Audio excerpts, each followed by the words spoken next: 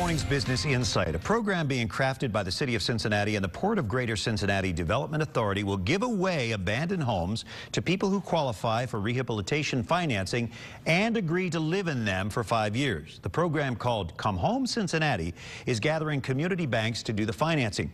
Leaders say this is not about adding a coat of paint and renting the property. This is about rehabbing and living in the homes in Cincinnati's first-string suburbs, Avondale, College Hill, North Side, and Walnut Hills. The program will eventually target 14 neighborhoods in Hamilton County. Cincinnati Vice Mayor Roxanne Qualls was part of a team that announced the program last week in Evanston. She joins Business Courier publisher Jamie Smith in the studio. Jamie and Roxanne. Thanks, Brian. Thanks for being here today and taking time out of your busy City Hall schedule and campaign schedule to talk about this great program. Tell me, how did the idea emerge? Well, the idea has been emerging from a different variety of different sources. One, we now have a port authority that's running a land bank, which has just been over the last little over a year, and so they have special powers which we've never had before to deal with vacant and foreclosed buildings.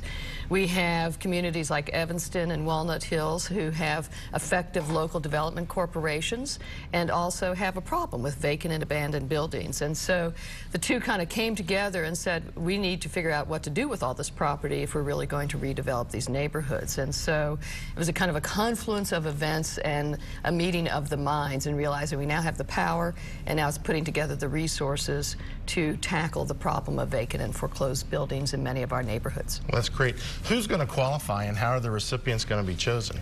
Well, the bottom line is that the qualification is based upon your creditworthiness. And so the genius of the program is that you have these vacant and abandoned buildings. The Port Authority gets them through the land bank, so there's zero cost in terms of the acquisition. But as we well know, rehabbing a building in the way that makes it livable and that you would want to live in can be expensive. And so these folks have to qualify in terms of their credit. They have to bring 55% of the loan cost to the table as their contribution. They have to agree to live in it for 5 years. Okay. And then at the end of 5 years, if they want out, to buy out the loan at market rate. That's great. So it's kind of the residential side of what 3CDC's done to over the Rhine, I guess, right? Very much so, but looking at these neighborhoods as real opportunities for, young people and perhaps folks who might have a more limited income, but really, where there are great houses available, great housing stock.